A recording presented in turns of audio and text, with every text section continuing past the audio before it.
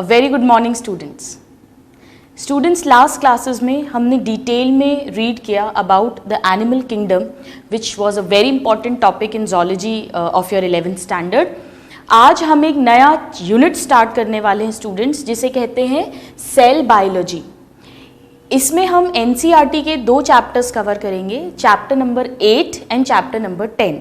हम इन दोनों चैप्टर्स को एक साथ कवर करेंगे क्योंकि जो चैप्टर 8 है वो सेल के स्ट्रक्चर के साथ डील करता है. That is cell which is the unit of life. Why it is the unit of life वो अभी हम थोड़ी देर में डील करेंगे. सो चैप्टर 8 हम पहले कवर करेंगे जिसमें हम सेल का स्ट्रक्चर डिटेल में रीड करेंगे, और उसके बाद हम उसी के कंटिन्यूएशन में जो एनसीईआरटी का चैप्टर नंबर 10 है जिसमें कि सेल डिवीजन को हम डिटेल में स्टडी करेंगे. So cell biology includes the cell structure, its functioning and its division. All right, it's a very important unit. ये दोनों चैप्टर्स बहुत इंपॉर्टेंट हैं. अराउंड 4 to 5 क्वेश्चंस तक आप एक्सपेक्ट कर सकते हैं आपके वेरियस एंट्रेंस एग्जाम्स में, प्री मेडिकल के लिए, नीट में, एम्स में. और अगर हम आपके स्कूल की बात करें स्टूडेंट्स, तो भी ये बहुत इंपॉर्टेंट है क्योंकि फुल क्वेश्चंस भी आते हैं सेल डिवीजन के ऊपर और सेल के स्ट्रक्चर्स के ऊपर. So let's begin with chapter number 8 of NCERT, that is cell, the unit of life. Now students, आप जानते हैं कि अगर हम अपने बॉडी के ऑर्गेनाइजेशन की बात करें, हमने जब एनिमल्स का क्लासिफिकेशन पढ़ा था तो उसमें हमने एनिमल किंगडम में मल्टी सेल्यूलर एनिमल्स को इंक्लूड किया था, राइट फ्रॉम पॉरीफेरा. चाहे उनमें ऑर्गेनाइज होकर टिश्यू बना हो या नहीं बना हो, जैसे पॉरीफेरेंस, स्पंजेस, आपको अगर याद हो. और हमने एनिमल लाइक ऑर्गेनिजम्स रीड किए थे, यूग्लिना, प्रोटोजोआ, जो यूनिसेल्युलर थे. इसका मतलब ये है कि किसी भी एनिमल को, किसी भी ऑर्गेनिज्म को अगर लिविंग होना है, अगर उसके अंदर लाइफ पॉसिबल होनी है, तो कम से कम उसको एक सेल का बना हुआ होना चाहिए. अगर हम सेल को भी ब्रेक कर दें तो उसके जो लिविंग कैरेक्टर्स हैं, लिविंग कैरेक्टर्स मतलब वो अपनी लाइफ खुद इंडिपेंडेंटली लीड कर सके, जैसे वो ग्रो कर सके, रिप्रोड्यूस कर सके, मेटाबॉलिक एक्टिविटीज कर सके, ये सब उसकी लॉस्ट हो जाएंगी. That means for any organism to be living, to be capable of independent existence, there has to be a minimum of single cell. इसका मतलब ये है कि सेल ही लाइफ की बेसिक यूनिट है. सेल के अगर सिंगल सेल है तभी लाइफ पॉसिबल है, अगर उससे छोटी यूनिट है तो लाइफ पॉसिबल नहीं है. Alright, so it is the unit of life, it is the basis of life. Now before dealing with the structure of cell, let us learn a little bit about the history of its discovery. Students, जो cell word है उसके लिए हम लोग cyto word use करते हैं. तो सबसे पहला क्वेश्चन जो इस पे बनता है वो है स्टडी ऑफ सेल. सेल की स्टडी को कहते हैं, सेल के लिए टर्म यूज करते हैं साइटो. जहां भी साइट या साइटो वर्ड आएगा इसका मतलब हम सेल की बात कर रहे हैं. जैसे एरिथ्रोसाइट, एरिथ्रो मीन्स रेड, तो we are talking about red blood cells. Myo word use करते हैं मसल के लिए, तो myocyte means muscle cell. Cyte या साइटो वर्ड का मतलब होता है cell. So study of cell is called cytology. ये क्वेश्चन पूछा जाता है, it's a direct question. All right, study of cell is cytology. Now, the father of cytology. ये सब important questions हैं. अब साइटोलॉजी के फादर कौन है, यानी किसने इन्हें बहुत डिटेल में स्टडी किया था, इनके बारे में बताया था. Father of cytology.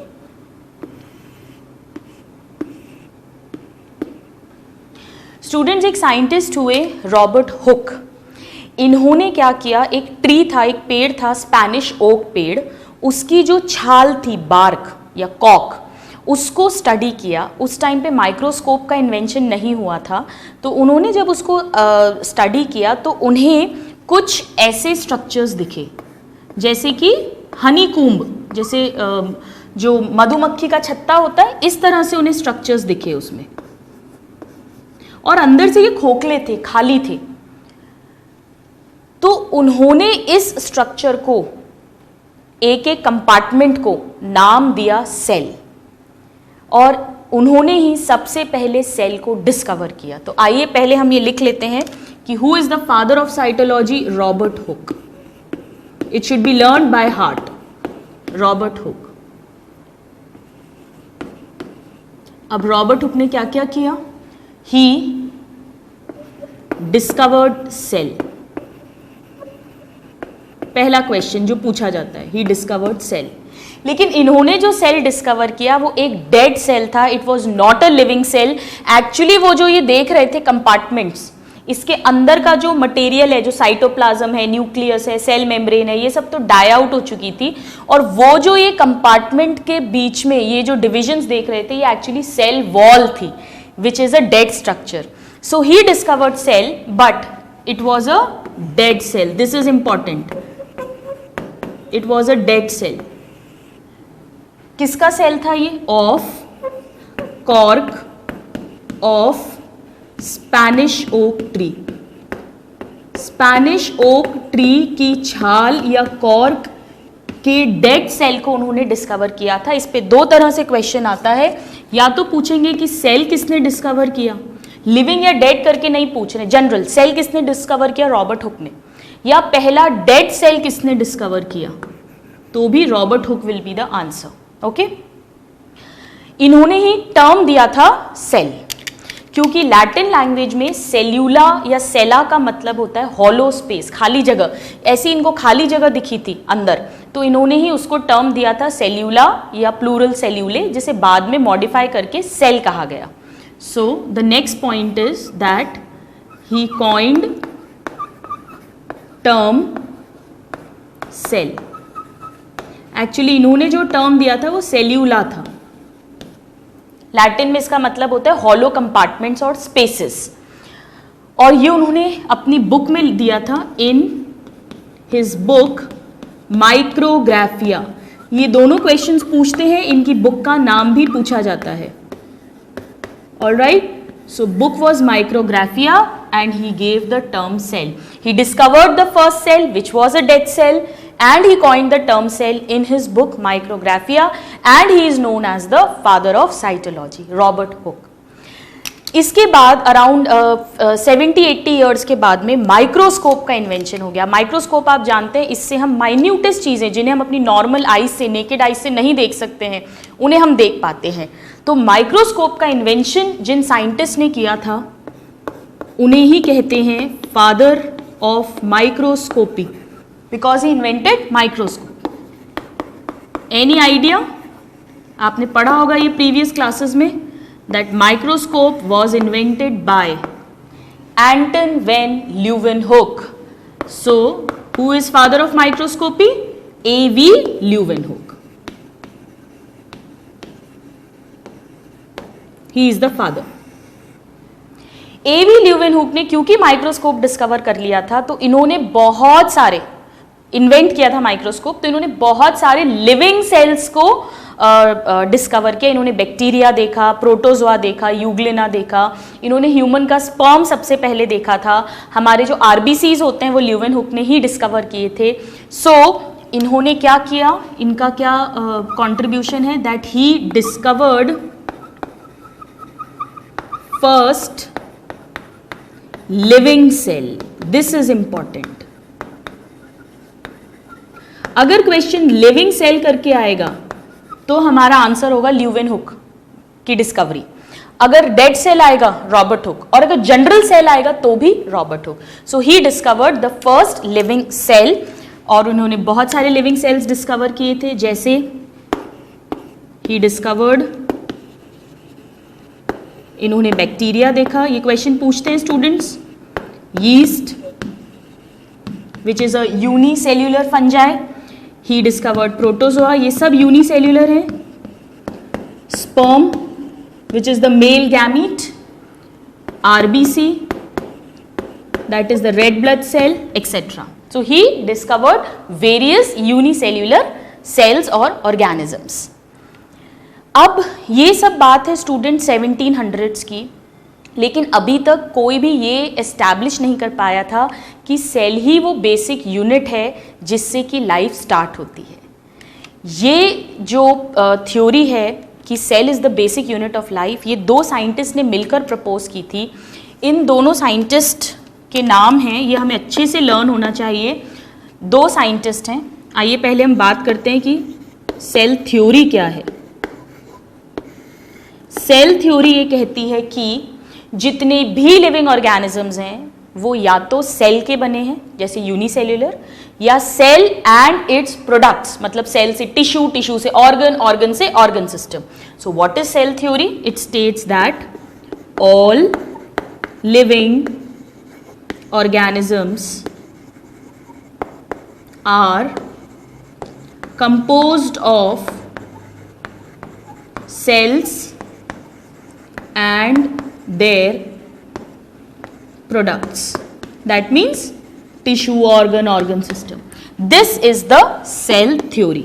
ये स्टेटमेंट आपको एज इट इज लर्न होना चाहिए। स्कूल में कई बार इसकी डेफिनेशन पूछी जाती है।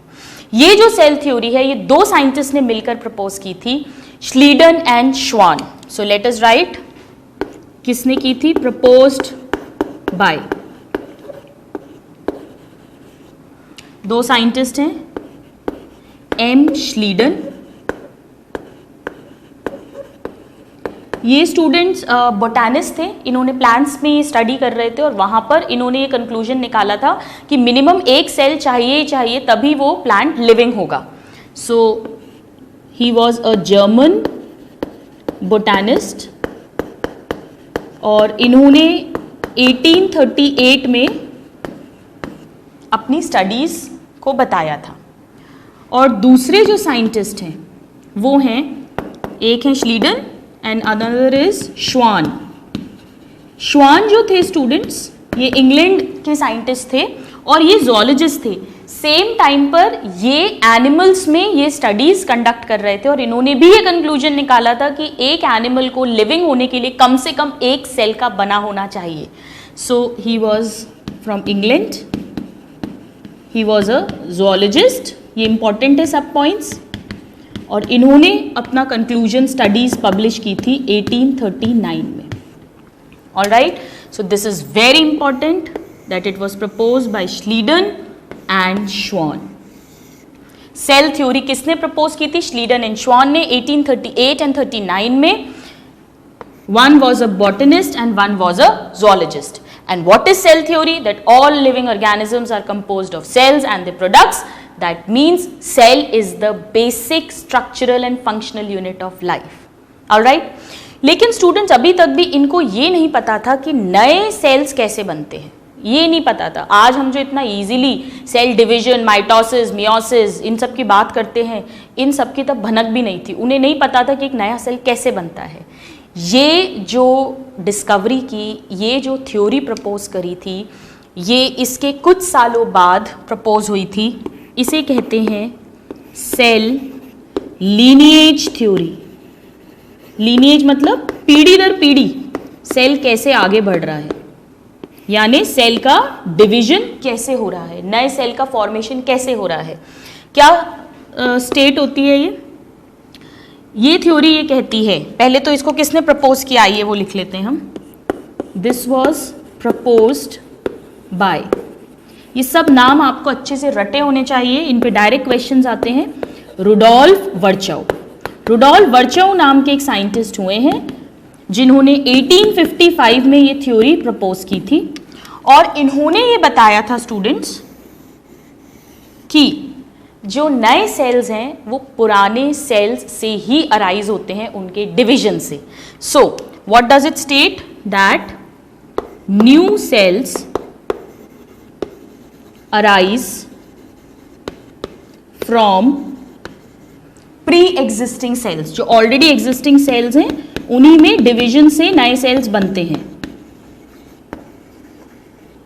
आपको लग रहा होगा ये तो बड़ी सिंपल सी बात है, तो सबको पता है, ये हमें आज पता है स्टूडेंट्स 2017 में, लेकिन 1855 तक ये बात साइंटिस्ट नहीं प्रूव कर पाए थे।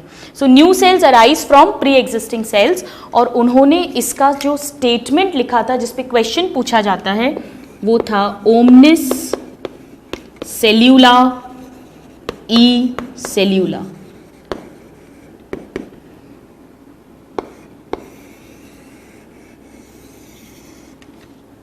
Omnis means new, new cell arise from cells, pre existing cells. इस पे डायरेक्ट क्वेश्चन आता है स्टूडेंट्स, कई बार इस तरह से क्वेश्चन पूछ लेते हैं कि सेल लीनिएज थ्योरी इज, और इस तरह से कोई भी लैटिन लैंग्वेज के 4 स्टेटमेंट्स आपको दिए होंगे, तो उसमें से आपको ये टिक करना है। या डायरेक्ट इंग्लिश में पूछ लेते हैं, new cells arise from pre existing cells. Number 3, who proposed and when it was proposed. So the first cell और the death cell, the first living cell, the cell theory and the cell lineage theory. एक और बहुत important structure होता है students, जिसे हम nucleus बोलते हैं सेल के अंदर। आप जानते हैं ये पूरे सेल के फंक्शंस को कंट्रोल करता है। हम इसे डिटेल में रीड करेंगे कुछ क्लासेस के बाद।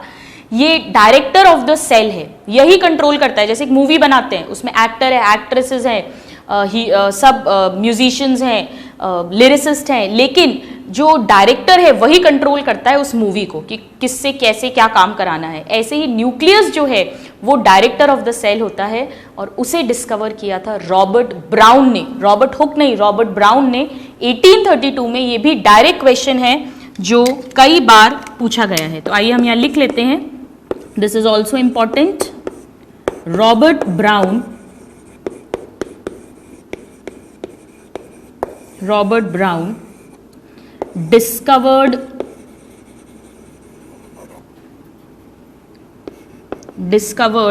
ये जो प्रपोज्ड है स्टूडेंट्स, आप कंफ्यूज मत होइएगा, ये हम सेल थ्योरी की बात कर रहे हैं ना, this is about cell theory. Robert Brown discovered nucleus in 1832। इसमें स्टूडेंट्स ईयर्स भी इंपॉर्टेंट है, क्या डिस्कवर किया, किसने डिस्कवर किया और कब डिस्कवर किया। So these are few of the important discoveries and inventions. Now, let us look into the main types of cells. Student cells जो होते हैं वो न्यूक्लियस की प्रेजेंस और एब्सेंस के बेसिस पे मेन 2 टाइप्स के हो सकते हैं। हमने पहले पढ़ा था जब हमने एनिमल किंगडम की स्टार्ट करा था कि जो प्रोकैरियोटिक सेल्स हैं, यानी जिनमें जो जेनेटिक मटेरियल है डीएनए, उसके चारों तरफ कोई न्यूक्लियर मेम्ब्रेन नहीं है, यानी कि कोई ट्रू न्यूक्लियस नहीं है, उसे हमने प्रोकैरियोट्स कहा था। अगर आपको याद हो, आप बॉटनी में डिटेल में पढ़ चुके होंगे, और उन्हें हमने किंगडम मोनेरा में इंक्लूड किया था।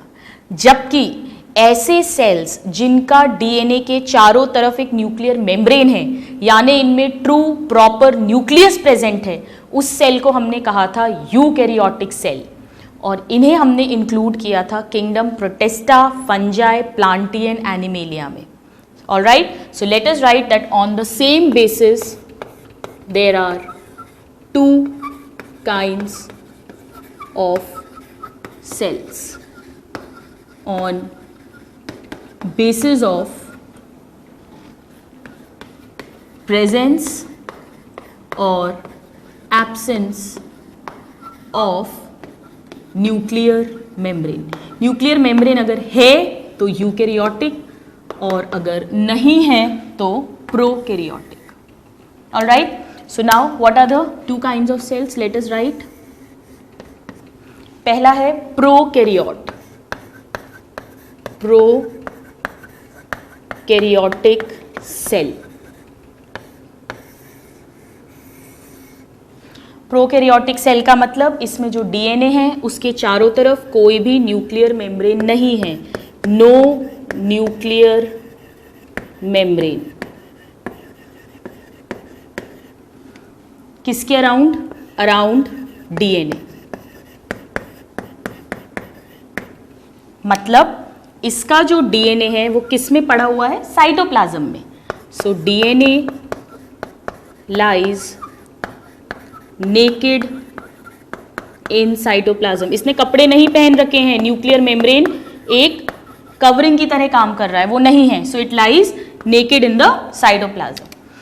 ये सारे ऑर्गेनिजम्स जिनमें भी प्रोकैरियोटिक सेल मिलता है उन्हें हमने इंक्लूड किया था मोनेरा में। तो आइए हम कुछ एग्जाम्पल्स लिख लेते हैं इसके, जैसे bacteria, that is you bacteria. अभी तक आपको ये लर्न हो गया होगा, आपको बॉटनी में भी डिटेल में पढ़ाया है। Then archaebacteria, then blue green algae, BGA, जिसे साइनोबैक्टीरिया भी कहते हैं students, and then mycoplasma, that is PPLO, pleuropneumonia like organisms. हम यहाँ पे इसको शॉर्ट में लिख रहे हैं. So these all have prokaryotic cells, or we can say that they are prokaryotes.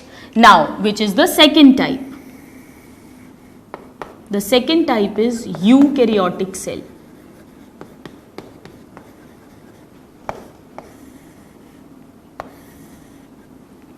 Eukaryotic का मतलब प्रॉपर न्यूक्लियर मेम्ब्रेन होगी डीएनए के चारों तरफ. सो न्यूक्लियर मेम्ब्रेन सराउंड्स डीएनए. इनके बीच में स्टूडेंट्स और भी बहुत सारे डिफरेंसेस होते हैं जो अभी हम थोड़ी देर में टेबल फॉर्म में रीड करेंगे. पहले हम इसके एग्जाम्पल्स लिख लेते हैं. एग्जाम्पल्स किस किस में मिलेगा ये? प्रोटोजोआ, जितने भी प्रोटिस्टेंस हैं, protistans, then fungi, plants, animals. These all have eukaryotic cell, the members of kingdom Protista, fungi, plantae and animalia. All right. So these are the two types of cells. Now, ये तो student cell का type है on the basis of presence और absence of nuclear membrane. लेकिन इनमें भी जो sales हैं यूकैरियोटिक सेल में या प्रोकैरियोटिक सेल में, ये जो यूकैरियोटिक में मल्टीपल सेल्स हैं, ये भी अलग अलग साइज और अलग अलग शेप्स के होते हैं. There are various kinds of shapes and various kinds of sizes. So let's look into a little bit about the shapes and sizes. पहले आइए हम साइज की बात करते हैं. Size of sales.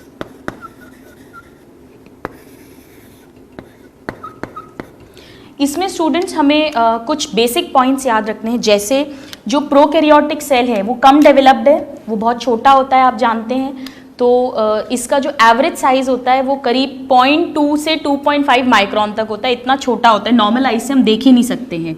So let us write that prokaryotic cell जो है उसका एवरेज साइज क्या हो जाएगा? 0.2 से 2.5 माइक्रोन, ये एवरेज साइज है. जबकि यूकैरियोटिक सेल स्टूडेंट्स कंपैरेटिवली बड़ा होता है. तो आइए अब हम नेक्स्ट पॉइंट लिख लेते हैं दैट यूकैरियोटिक सेल का जो एवरेज साइज है वो ऑलमोस्ट इससे 10 गुना बड़ा होता है. That means around 25 micron. Alright. Now अब जो हम पॉइंट्स पढ़ रहे हैं ये बहुत इंपॉर्टेंट क्वेश्चन है, very important. The smallest cell. Smallest cell students, सभी सेल्स चाहे प्रोकैरियोटिक हो चाहे यूकैरियोटिक हो, उन सभी में से सबसे छोटा सेल जो होता है वो होता है माइकोप्लाज्मा का. तो आइए इसको हम लिख लेते हैं. This is a direct question. The smallest cell is mycoplasma और PPLO. ये आपको अच्छे से रटा होना चाहिए. This is very very important. Now the largest plant cell. Plants में सबसे बड़ा कौन सा सेल होता है? This is again important. Largest plant cell. Students, plants में एक एल्गी होता है सिंगल सेल जिसे एसिटाबुलेरिया कहते हैं. वो करीब 10 सेंटीमीटर तक लंबा होता है. आप उसको नॉर्मल आई से देख सकते हैं. This is the largest plant cell, that is acetabularia. ये कितना होता है? अप्रॉक्सीमेटली 10 सेंटीमीटर्स होता है. It is a unicellular green algae. ये डायरेक्ट क्वेश्चन पूछते हैं स्टूडेंट्स. सबसे बड़ा प्लांट सेल. ऑलराइट. अब हमने प्लांट लिखा है तो हम अगला क्या लिखेंगे? Largest animal cell. So largest animal cell और लार्जेस्ट सेल. ध्यान से देखिए आप. जो ऑस्ट्रिच, आपको याद है हमने बर्ड्स में एक फ्लाइटलेस बर्ड पढ़ी थी जो उड़ नहीं सकती, डज नॉट फ्लाई. ऑस्ट्रिच जिसे शुतुरमुर्ग बोलते हैं, उसका जो अंडा होता है, जो एग होता है, वो करीब 17 बाय 15 सेंटीमीटर्स का होता है. तो एनिमल्स में तो ऑस्ट्रिच का एक सबसे बड़ा हो गया. ठीक है, पहले हम लिख लेते हैं ऑस्ट्रिच एग ये अराउंड 17/15 सेंटीमीटर्स होता है। तो largest plant cell acetabularia, largest animal cell ostrich egg. अगर हम इन दोनों को कंपेयर करें तो इन दोनों में ज्यादा बड़ा कौन सा है? Ostrich egg. सो अगर जनरल क्वेश्चन आए कि सबसे बड़ा सेल कौन सा है, तो भी हमारा आंसर क्या होगा? ऑस्ट्रिच का एग ही होगा। ऑलराइट, इसके अलावा स्टूडेंट्स एक और क्वेश्चन इस पे बनता है, and that is longest cell, लंबा, बड़ा नहीं, सबसे लंबा, longest cell of human body. कोई आइडिया है स्टूडेंट्स आपको कौन सा होना चाहिए? हमारे में सबसे लंबा सेल कौन सा होगा? जिसको एक जगह से दूसरी जगह लंबी लंबी इंफॉर्मेशन कैरी करनी है, यानी हमारे जो ब्रेन के सेल्स होते हैं, दैट इज न्यूरॉन और the nerve cell. This is the longest cell. Alright, so this is a little bit information about the size of cell. These are very important points: the smallest cell, the largest plant cell, the largest cell or the largest animal cell, and the longest cell of human body. Now students, जिस तरह से इनके sizes very करते हैं, ऐसे ही अलग अलग sales के शेप भी अलग अलग होते हैं। ऐसा नहीं है कि एक फिक्स शेप हो, सारे सेल्स एक जैसे, ऐसा नहीं होता। तो क्या क्या है, आइए यहाँ पे हम इसको रीड कर लेते हैं। Let us talk about shapes of cell. Various shapes हो सकते हैं स्टूडेंट्स, उनके फंक्शन के अकॉर्डिंग। जैसे ह्यूमंस का जो आरबीसी होता है वो कैसा होता है? बिल्कुल कैरम बोर्ड की गोटी देखी आपने? कैरम बोर्ड जो होता है वो गोल होती है, सर्कुलर, लेकिन अगर आप उसको ऊपर नीचे से देखो तो थोड़ी सी पिचकी हुई होती है। That means it is round but it is by concave. So let us write down कैसे कैसे शेप्स हो सकते हैं। जैसे अगर हम आरबीसी की बात करें तो वो कैसा होता है? ऐसा दिखता है। अगर आप ऊपर से देखेंगे उसको तो वो ऐसा दिखता है, लाइक दिस। सो आरबीसी कैसा है? It is round and biconcave. तो ये आरबीसी का शेप हो गया। फिर अगर हम डब्ल्यूबीसी देखें, आपको याद है व्हाइट ब्लड सेल्स जो हमारे सोल्जर्स हैं बॉडी के, इनको क्योंकि जर्म्स को, जो भी बैक्टीरिया है उसे अटैक करना है, पकड़ना है, तो इनका कोई फिक्स शेप नहीं होना चाहिए। इनका कैसा शेप होता है? इररेगुलर शेप, कुछ भी ऐसा। ये इसके अंदर का न्यूक्लियस हो गया। ऐसा शेप क्यों है इनमें? मान लो यहाँ ऑर्गेनिज्म है तो ये सूडोपोडिया बना के इसको अंदर ले लेगा। यहाँ पे है बैक्टीरिया, यहाँ सूडोपोडिया बना के अंदर ले लेगा।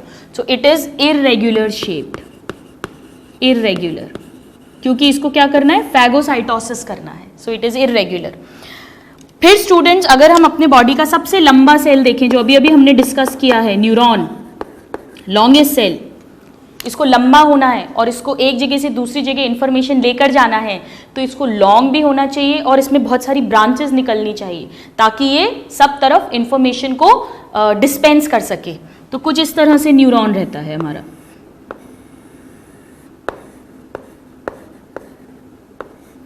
ये इंफॉर्मेशन आ रही है, हम इसको डिटेल में पढ़ेंगे नर्वस सिस्टम में। सो न्यूरॉन कैसा है? It is long and branched.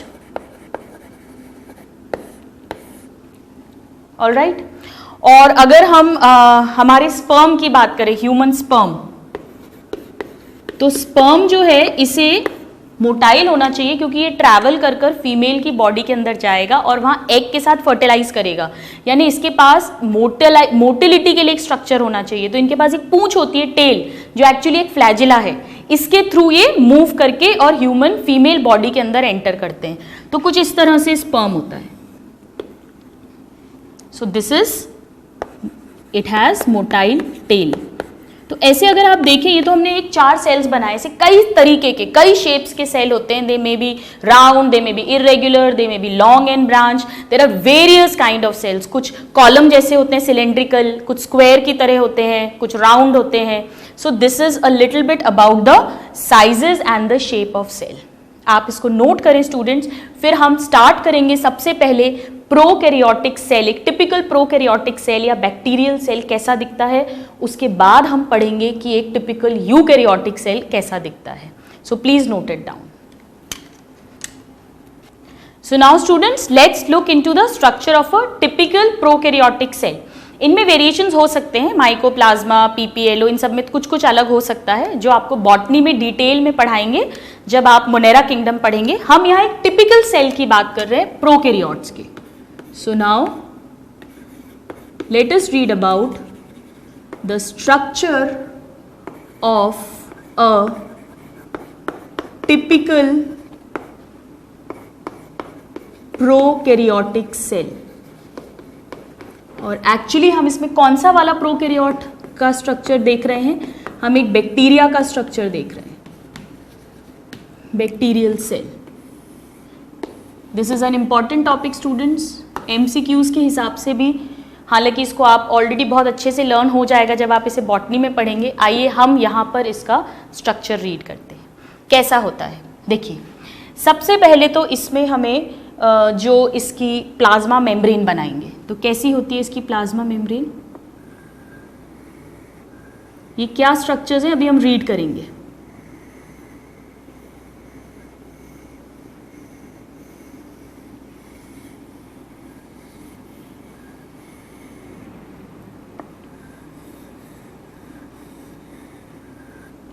This is the plasma membrane. इसके चारों तरफ इनमें सेल वॉल मिलेगी। तो आइए हम इसको सेल वॉल बना देते हैं पहले। इसको ध्यान से देखें स्टूडेंट्स, मैं किस तरह से बना रही हूँ। इसका डायग्राम आपके स्कूल्स में भी पूछा जाता है।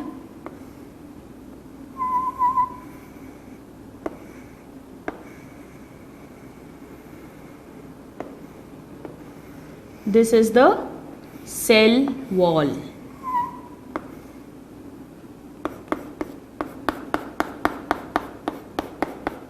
ऑफ अ प्रोकैरियोटिक सेल, जो प्लाज्मा मेम्ब्रेन के आउटर साइड पे प्रेजेंट है। ठीक है, और सेल वॉल के चारों तरफ इनमें एक स्टिकी लेयर मिलती है, एक चिपचिपी लेयर मिलती है। ये क्या होती है अभी हम इसको रीड करेंगे, इसका क्या फंक्शन है। आइए हम इसको पहले डायग्राम में ड्रॉ कर लेते हैं।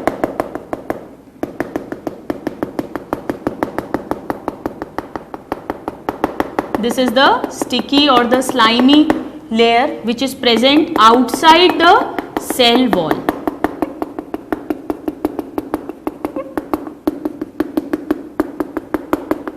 Now, इनमें स्टूडेंट्स प्रोकैरियोट्स में आप जानते हैं, हमने पढ़ा है अभी कि इनमें एक सिंगल क्रोमोसोम मिलेगा, डीएनए मिलेगा, और उसके चारों तरफ न्यूक्लियर मेम्ब्रेन नहीं होगी, यानी वो ऐसे ही साइटोप्लाज्म में पड़ा होगा। तो आइए हम ये एक इसका डीएनए बना लेते हैं। ठीक है, ये भी एक डीएनए है। ये क्या है अभी हम थोड़ी देर में इसको रीड करेंगे। ऑलराइट, और यहाँ पे स्टूडेंट्स जो प्लाज्मा मेम्ब्रेन है, अगर आप ध्यान से देखें तो वो अंदर की तरफ इस तरह से घूमी हुई है,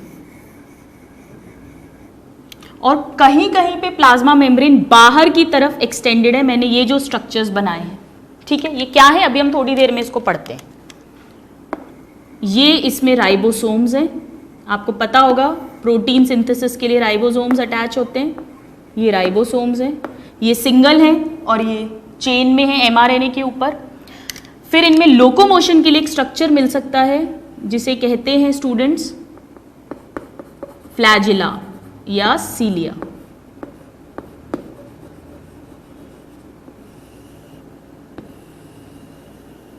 ये जरूरी नहीं सब में प्रेजेंट हो, बट हम एक टिपिकल सेल बना रहे हैं जिसमें हम सारे स्ट्रक्चर्स जो भी प्रेजेंट हो सकते हैं उन्हें फॉर्म कर रहे हैं। तो आइए इसको पहले लेबल कर लेते हैं। This is the slimy layer called glycocalyx. Then this is the cell wall. This yellow one, this is the cell membrane. ये जो स्टूडेंट सेल मेम्ब्रेन के बाहर की तरफ एक्सटेंशंस हैं, फिंगर लाइक फिलामेंटस, इन्हें कहते हैं पिली और fimbriae. This is a flagella, और फ्लैजिलम का सिंगल होता है स्टूडेंट्स फ्लैजिलम, तो हमने इसे लिख दिया फ्लैजिलम। ऑलराइट, ये जो स्ट्रक्चर है स्टूडेंट्स, जो प्लाज्मा मेम्ब्रेन के अंदर घूमने से मुड़ने से बना है इन फोल्डिंग से, इसे कहते हैं मीसोसोम। अभी हम पढ़ेंगे ये क्या होता है. So this is mesosome. Alright, ये इसके राइबोसोम्स हैं. दिस इज राइबोसोम जो सिंगली प्रेजेंट है साइटोप्लाज्म में. 70S टाइप के होते हैं, यूकैरियोट्स में 80S होते हैं, अभी हम रीड करेंगे. और ये जो है ये है पॉलीसोम, यानी राइबोसोम्स, खूब सारे राइबोसोम्स mRNA पे अटैच हो गए हैं. Now this is what, this is their DNA, main DNA, जिसे कहते हैं न्यूक्लियोइड. इसे न्यूक्लियस नहीं कह रहे हैं स्टूडेंट्स, न्यूक्लियस जैसा nucleoid. And what is this, this is the genetic DNA. और ये जो स्ट्रक्चर है जो मैंने आपको कहा था अभी हम रीड करेंगे, इसे कहते हैं प्लाज्मिड. ये भी DNA है स्टूडेंट्स, पर ये जेनेटिक नहीं है, क्रोमोसोम नहीं बना रहा है, तो इसे कहेंगे एक्स्ट्रा क्रोमोसोमल या साइटोप्लाज्मिक DNA. तो दो तरह का DNA है, एक तो जेनेटिक DNA जिसमें जेनेटिक इंफॉर्मेशन होगी, और एक nucleoid that is the genetic DNA. So this is a structure of a typical bacterial cell. ये जो है सारा ये साइटोप्लाज्म भरा हुआ है. This is the cytoplasm. इसी में इसका DNA, राइबोसोम्स, पॉलीसोम सब कुछ अरेंज्ड है. ठीक है, आइए अब एक एक स्ट्रक्चर को हम पढ़ते हैं कि क्या उसका स्ट्रक्चर है और क्या उसका फंक्शन है. सबसे पहले हम बात करते हैं सबसे इंपॉर्टेंट जो इसको यूकैरियोटिक सेल से डिफरेंशिएट कर रहा है, दैट इज द DNA. कैसा DNA है स्टूडेंट्स इनका? दे हैव, पहले अपन न्यूक्लियोइड की बात करते हैं. न्यूक्लियोइड, न्यूक्लियोइड जो है स्टूडेंट्स, इसके एक दो नाम और है. इसको जीनोफोर भी बोलते हैं क्योंकि इसके अंदर जीनोम है यानी जेनेटिक इंफॉर्मेशन है. और ये बहुत पुराने टाइप का न्यूक्लियस है, न्यूक्लियर मेम्ब्रेन अभी तक नहीं बनी है, तो इसे इंसिपिएंट न्यूक्लियस भी कहते हैं. These are all the names of a single circular double stranded DNA. Single है, बहुत इंपॉर्टेंट है स्टूडेंट्स. गोल है, सर्क्यूलर, हमारे में लंबा होता है, सर्क्यूलर. एंड दो स्ट्रैंड्स का बना है डबल स्ट्रैंडेड DNA, या ये कहो कि एक क्रोमोसोम है. This is a single chromosome, one chromosome. हमारे में से कई सारे क्रोमोसोम्स होते हैं, हमारे में यानी यूकैरियोटिक सेल्स में. और इनका जो DNA है students, very important, not associated with, ना तो इसमें न्यूक्लियर मेम्ब्रेन है और ना इसमें हिस्टोन प्रोटीन्स हैं. एक तरह के बेसिक प्रोटीन्स होते हैं जो हमारे DNA के साथ जुड़े हुए रहते हैं पर इनमें नहीं मिलते हैं. So not associated with histone proteins. And nuclear membrane is absent, यानी कि ये कैसा है, नेकेड DNA. ना तो इसमें न्यूक्लियर मेम्ब्रेन है स्टूडेंट्स और ना ही इसमें हिस्टोन प्रोटीन्स हैं. Very important both the points. एक single circular double stranded DNA है जिसे हमने न्यूक्लियोइड, जीनोफोर या इंसिपिएंट न्यूक्लियस कहा है. यही इसका जेनेटिक DNA है जो जनरेशन टू जनरेशन इंफॉर्मेशन को ट्रांसफर करेगा. कभी कभी स्टूडेंट्स कुछ बैक्टीरिया में थोड़ा सा सर्क्यूलर DNA अलग हट जाता है और ये जीन्स जेनेटिक इंफॉर्मेशन कैरी नहीं करता. इसमें कुछ स्पेशल कैरेक्टर्स होते हैं, जैसे कुछ बैक्टीरिया होते हैं जिनकी फर्टिलिटी बहुत अच्छी होती है, वो बहुत फास्ट मल्टीप्लाई कर सकते हैं, तो वो जो एक्स्ट्रा फर्टिलिटी वाला जीन है वो इसी प्लाज्मिड में मिलेगा. कुछ बैक्टीरिया होते हैं जो एंटीबायोटिक के लिए रेजिस्टेंट हो जाते हैं, उनमें इतनी कैपेसिटी डेवलप हो जाती है, उसका जो स्पेशल जीन है वो भी इस प्लाज्मिड में मिलेगा. सो what is plasmid? Now let us write down. Second structure is plasmid. Plasmid क्या है? एक्स्ट्रा क्रोमोसोमल, क्रोमोसोम नहीं है ये, एक्स्ट्रा क्रोमोसोमल है, सर्क्यूलर, सर्क्यूलर पीस. किसका है ये? DNA का बना हुआ है. और इसमें कुछ स्पेशल जीन्स होते हैं, may contain special genes like कौन कौन से जीन्स हो सकते हैं ये पूछा जाता है। इनमें F जीन मिल सकता है, दैट इज फर्टिलिटी जीन, जो इनकी फर्टिलिटी को बढ़ा देगा, फर्टिलिटी जीन। या इनमें R जीन मिल सकता है, दैट मीन्स रेजिस्टेंस, एंटीबायोटिक के लिए ये रेजिस्टेंट हो जाएंगे। या इनमें नाइट्रोजन फिक्स करने लग जाते हैं कई bacteria, so that is NIF gene which is nitrogen fixation gene. और भी कई तरीके के स्पेशल कैरेक्टर्स ये प्रोवाइड कर रहे हैं उन बैक्टीरिया को। So this is present in some bacteria, not all. ये तो सब में मिलेगा न्यूक्लियोइड, ये कुछ में मिलेगा, in some bacteria. All right, so this is extra chromosomal piece of DNA, that is plasmid. Now let's talk about the cell wall. इनकी जो सेल वॉल है स्टूडेंट्स, सभी प्रोकैरियोट्स में सेल वॉल मिलती है, सिवाय किसमें एब्सेंट है ये, माइकोप्लाज्मा में। ये डायरेक्ट क्वेश्चन है, पूछा जाता है। So there is no cell wall in mycoplasma, important. इनकी सेल वॉल हमारी सेल वॉल से अलग होती है। हमारी मतलब एनिमल्स में तो सेल वॉल होती ही नहीं है, बट यूकैरियोट्स में जो प्लांट्स हैं, फंगस है, एल्गी है, उनकी सेल वॉल मेनली सेल्यूलोज की बनी है, जबकि इनकी जो सेल वॉल है वो बनी होती है मेड ऑफ N-एसिटाइल ग्लूकोसामीन, दैट इज NAG इसे कहते हैं, एंड N-एसिटाइल muranic acid, that is NAM, N-एसिटाइल म्यूरामिक एसिड। या अपन कह सकते हैं वेरी इंपॉर्टेंट कि ये किसके बने हुए हैं, इसकी सेल वॉल पेप्टाइडोग्लाइकन्स, ग्लाइकन का मतलब होता है स्टूडेंट्स कार्बोहाइड्रेट्स, शुगर्स, और वो शुगर्स पेप्टिक बॉन्ड से जुड़ी हुई हैं, सो इसे कहते हैं पेप्टाइडोग्लाइकन। से डायरेक्ट क्वेश्चन आता है कि सेल वॉल प्रोकैरियोट्स में किस में एब्सेंट है और किसकी बनी हुई है। All right, so this is about the cell wall. Now we will talk about the plasma membrane. इसको आप नोट डाउन करें, फिर हम प्लाज्मा मेम्ब्रेन को रीड करते हैं। Now students, let's talk about the cell membrane. हमने सेल वॉल देख लिया, हमने दोनों टाइप के डीएनए देख लिए। अब आइए हम बात करते हैं इसकी सेल मेम्ब्रेन की। सेल मेम्ब्रेन या जिसे प्लाज्मा मेम्ब्रेन भी कहते हैं। स्टूडेंट्स, इनकी जो सेल मेम्ब्रेन होती है उसमें स्टेरॉइड्स नहीं मिलते, हमारी यूकैरियोट्स में मिलते हैं, और ये हमारी सेल मेम्ब्रेन को एक स्टेबिलिटी प्रोवाइड करते हैं। So the first point is that no sterols except, इनको स्टेरॉल्स की जरूरत भी नहीं है क्योंकि इनमें सेल वॉल मिल रही है, और सेल वॉल इनको ऑलरेडी स्टेबिलिटी प्रोवाइड कर रही है।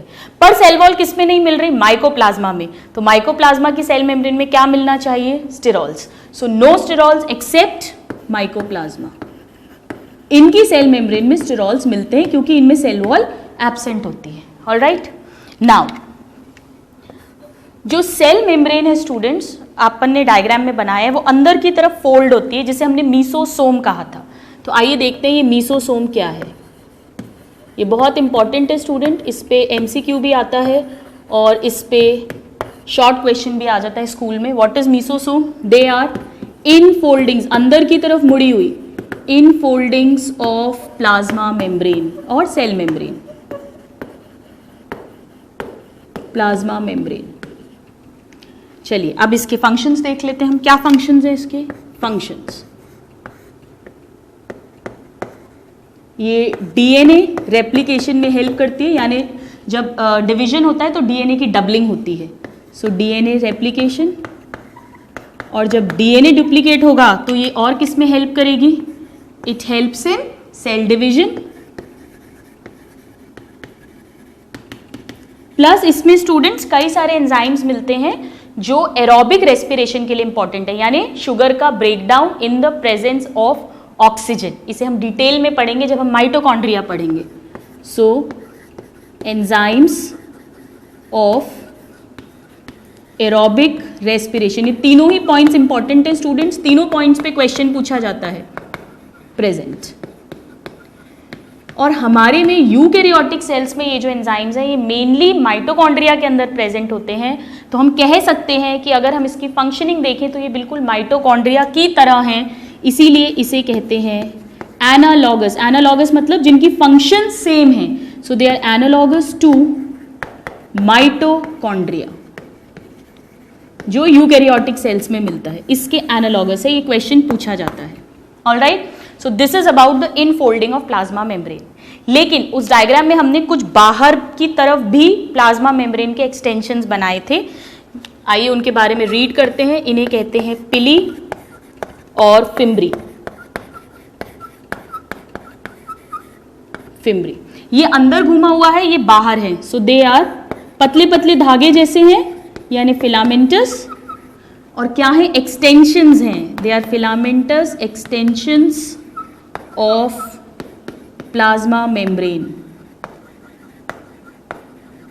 Of plasma membrane. ठीक है, अब इनमें से जो पिली है ये कैसा होता है, हॉलो होता है। So this is hollow filament, और इसका जो फंक्शन है वो होता है कि जब दो बैक्टीरियल सेल पास पास जुड़ते हैं तो इन पिलाई के थ्रू ही जो डीएनए है वो एक बैक्टीरिया से दूसरे बैक्टीरिया में ट्रांसफर हो जाता है। So the function is transfer of DNA from one bacterium to other bacterium cell. जबकि जो फिम्ब्री है ये सॉलिड फिलामेंट है, दोनों ही प्लाज्मा मेम्ब्रेन के एक्सटेंशंस हैं, बट ये सॉलिड है। और इसका क्या फंक्शन है, ये सेल को अटैच होने में मदद करता है। So helps in cell attachment.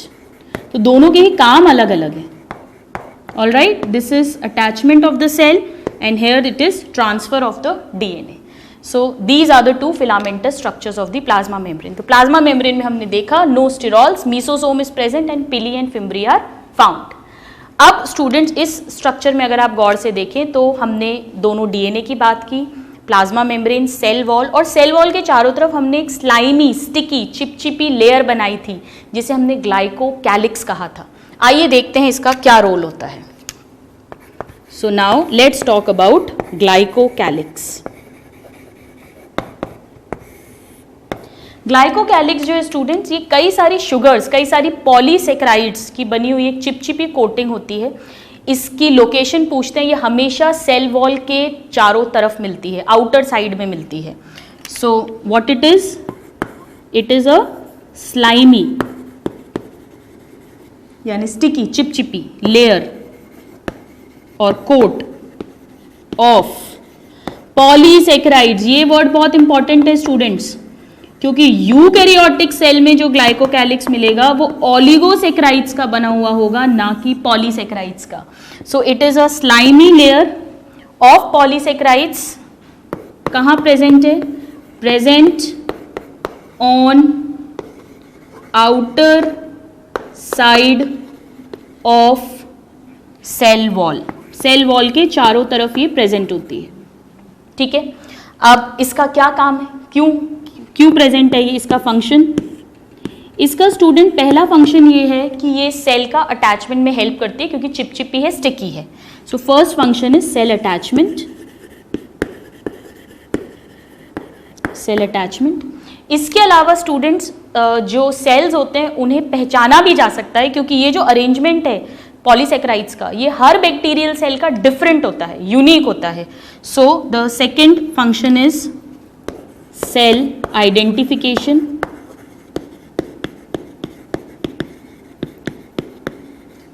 फिर ये जो भी जर्म वगैरह आएगा उसको अपने अंदर ही वो इसके अंदर चिपक जाता है, तो अंदर एंटर नहीं कर पाता, यानी ये सेल को प्रोटेक्शन भी प्रोवाइड करती है।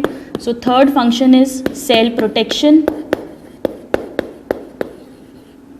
और कुछ बैक्टीरियाज में ये उनको इन्फेक्शन करने की कैपेसिटी देती है, that is called provides virulence। Virulence मतलब उनमें जो पैथोजेनेसिटी है वो प्रोवाइड करती है, हार्मफुल बना देती है बैक्टीरिया को। pathogenicity. So these are the functions of glycocalyx. You please note it down, then we will read some more characters of a typical prokaryotic cell. Please note it down. Now students, let's talk about some more characters of a typical prokaryotic cell. हमने बात करी है अभी तक दोनों type के DNA की, cell wall की, सेल मेम्ब्रेन की, ग्लाइकोकैलिक्स की. इसके अलावा इसमें राइबोसोम्स मिलते हैं जो प्रोटीन्स बनाते हैं. राइबोसोम्स हम इसे डिटेल में बाद में पढ़ेंगे. इनके राइबोसोम्स यूकैरियोटिक सेल के कंपैरिजन में छोटे होते हैं, स्मॉलर, और होते हैं 70S टाइप के. ये इंपॉर्टेंट है, डायरेक्ट क्वेश्चन पूछा जाता है. और जो 70S है ये 2 यूनिट्स का बनता है, 2 सब यूनिट्स का. एक बड़ी यूनिट होती है 50S और एक 30S. इन दोनों से मिलकर ये बनता है. ये दोनों ही इंपॉर्टेंट क्वेश्चन है. इसके अलावा स्टूडेंट्स इनमें फ्लैजिला मिल सकता है, नॉट नेसेसरी, हर में नहीं मिलेगा. सो दे मे हैव फ्लैजिला. अगर फ्लैजिलम प्रेजेंट है, इफ प्रेजेंट, तो ये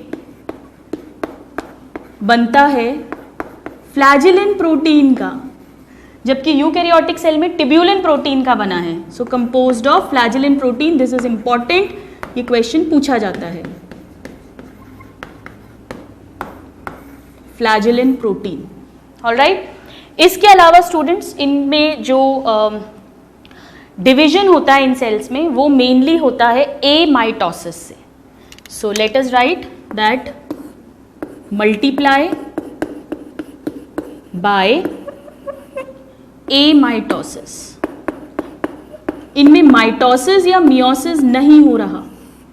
एमाइटोसिस हम डिटेल में सेल डिवीजन में रीड करेंगे. बहुत सिंपल टाइप का डिवीजन है. इसमें न्यूक्लियस खिंचेगा, कंस्ट्रिक्शन होगा न्यूक्लियस में, न्यूक्लियस दोनों खिंचेंगे, बीच में से साइटोप्लाज्म में डिवीजन होगा और साइटोप्लाज्म भी खिंचेगा और 2 सेल्स बन जाएंगे. कोई ज़रूरी नहीं है कि बराबर डीएनए दोनों डॉटर सेल्स में आए. So that means in this no chromosome formation, कोई क्रोमोसोम्स नहीं बन रहे, कोई स्पिंडल नहीं बन रहा, नो स्पिंडल. सिर्फ इसमें क्या हो रहा है, न्यूक्लियर कंस्ट्रिक्शन. हम इसे रीड करेंगे स्टूडेंट्स डिटेल में, तब आपको और अच्छे से समझ आएगा. Followed by cytoplasmic constriction. बस इन दोनों में कंस्ट्रिक्शन होके 2 डॉटर सेल्स बन जाएंगे, जिसमें इक्वल अनइक्वल कैसा भी डीएनए पास हो सकता है. So these are some of the characters of a typical prokaryotic cell. कुछ और भी कैरेक्टर्स होते हैं स्टूडेंट्स. तो आइए हम इसको एक टेबल फॉर्म में, डिफरेंस फॉर्म में पढ़ते हैं, प्रोकैरियोट और यूकैरियोट के स्ट्रक्चर्स को. ये बहुत इंपॉर्टेंट टेबल है स्टूडेंट्स. इस पे डायरेक्ट क्वेश्चंस बनते हैं. एटलीस्ट 2 to 3 क्वेश्चंस इसमें से आ सकते हैं. तो आप इसको प्लीज़ ध्यान से अंडरस्टैंड करें एंड लर्न करें. सो now let us draw this table. एक तरफ मैं लिखूंगी prokaryotic cell,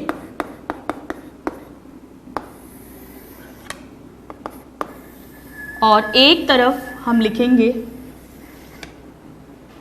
eukaryotic cell. Eukaryotic cell. Alright.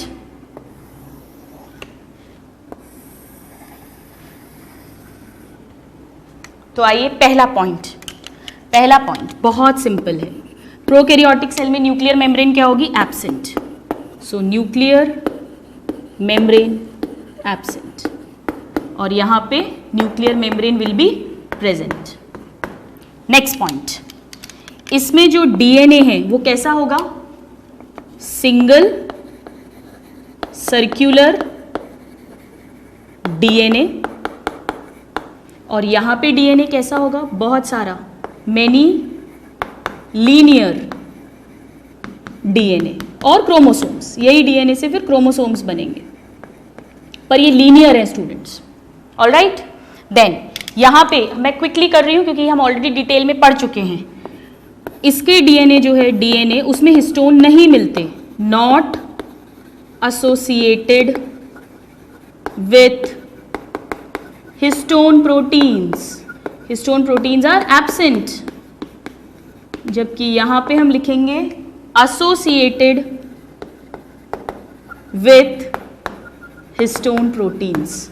All right, associated with histone proteins. ठीक है, अब हम लिख लेते हैं इसकी सेल वॉल के बारे में। इसमें जो सेल वॉल है वो किसकी बनी हुई है? पेप्टाइडोग्लाइकन्स की। अभी अभी हमने पढ़ा था।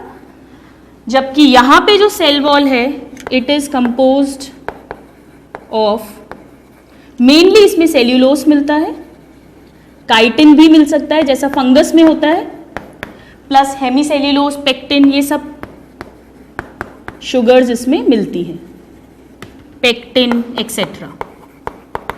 बट मेन जो है इसमें सेल्यूलोस है, जबकि इसमें पेप्टाइडोग्लाइकन्स है। All right, now the next point, इसमें जो ग्लाइकोकैलिक्स है वो किसका बनेगा? पॉलीसेक्राइड्स का। तो ग्लाइकोकैलिक्स क्या है? पॉलीसेक्राइड शुगर्स हैं। जबकि यहां पर क्या है? ओलिगोसेक्राइड्स का बनेगा, दैट इज स्मॉलर शुगर्स। हम इसको डिटेल में बायोमोलिक्यूल्स में पढ़ेंगे कि ओलिगोसेक्राइड पॉलीसेक्राइड में क्या डिफरेंस होता है। देन इसके जो राइबोसोम्स हैं वो कैसे हैं? छोटे हैं ribosomes, 70S, that is smaller. जबकि इसमें जो राइबोसोम्स मिलते हैं वो मेनली कैसे होते हैं? 80S, जो लार्जर हैं। लेकिन स्टूडेंट्स जो यूकैरियोटिक सेल हैं उनमें भी 70S राइबोसोम्स मिलते हैं उनके माइटोकॉन्ड्रिया और प्लास्टिड के अंदर, but 70S found in mitochondria and plastids. This is important, ये पूछा जाता है। ठीक है, इसकी हम डिटेल्स यूकैरियोटिक सेल में पढ़ेंगे भी। आइए अब कुछ और कैरेक्टर्स देख लेते हैं इसके जो डिफरेंट हैं इनमें। जैसे इनमें मीसोसोम मिल रहा है, मीसोसोम जो सेल मेम्ब्रेन की इनर फोल्डिंग्स थी, मीसोसोम प्रेजेंट, जबकि यहाँ पे absent, mesosomes are absent. Then अगर इसमें फ्लैजिला मिलेगा तो वो किसका बना हुआ है? हमने अभी अभी रीड किया है, फ्लैजिलिन प्रोटीन का। और उसमें जो इसका जो फ्लैजिला है स्टूडेंट वो इस तरह से घूमता है, रोटेशन 360 डिग्री। सो इसमें 360 डिग्री का रोटेशन होता है, रोटेशनल मूवमेंट होता है। इसमें अगर फ्लैजिला मिल रहा है तो वो हमेशा टिब्यूलिन प्रोटीन का बना हुआ होगा, टिब्यूलिन प्रोटीन। और ये हंटर की तरह मूव करता है, हम पढ़ेंगे इस तरह से, लाइक दिस। इसका ऐसे ऐसे मूव करता है 360 डिग्री, ये क्वेश्चन पूछा जाता है 360 डिग्री वाला। All right, now the next point, इसमें जो प्रोकैरियोटिक सेल है स्टूडेंट्स, इसमें जो मेन डिवीजन है वो ए माइटोसिस से हो रहा है। सो ए माइटोसिस, मल्टीप्लिकेशन। जबकि यूकैरियोटिक सेल्स में स्टूडेंट्स ए माइटोसिस तो मिलता ही है, मिल सकता है, ज़्यादा कॉमन नहीं है बट मिल सकता है। लेकिन माइटोसिस एंड मियोसिस तीनों ही प्रेजेंट होते हैं। So amitosis, mitosis and meiosis seen तीनों ही देखे जा सकते हैं। ठीक है, नाउ आप इसको नोट डाउन करें, फिर हम इसके 2-3 इंपॉर्टेंट पॉइंट्स और पढ़ेंगे। Please note it down. Now students, let's look into some more points of difference between prokaryotic and eukaryotic cell. Prokaryotic cell और यहां हम पढ़ रहे हैं यूकैरियोटिक सेल। बहुत इंपॉर्टेंट है स्टूडेंट्स ये टेबल, इसमें से डायरेक्ट क्वेश्चंस पूछे जाते हैं। नाउ द नेक्स्ट पॉइंट, जो प्रोकैरियोटिक सेल्स हैं स्टूडेंट्स, उनमें मेम्ब्रेन से ढके हुए सेल ऑर्गेनेल्स एब्सेंट होते हैं, जैसे माइटोकॉन्ड्रिया, गोल्जी बॉडी, ईआर, ये कुछ भी नहीं मिलता है। So membrane bound organelles, membrane bound organelles absent, except, ये इंपॉर्टेंट है, ये पूछा जाता है। जो ब्लू ग्रीन एल्गी होता है स्टूडेंट्स, उसमें कुछ फोटोसिंथेटिक क्रोमोफोर्स मिलते हैं, एक्सेप्ट क्रोमैटोफोर लैमेली इन बीजीए। बाकी ये सिंगल मेम्ब्रेन से बाउंड रहते हैं, आपको बॉटनी में पढ़ाएंगे ब्लू ग्रीन एल्गी में, but otherwise they are absent, जबकि यहाँ पे दे आर प्रेजेंट।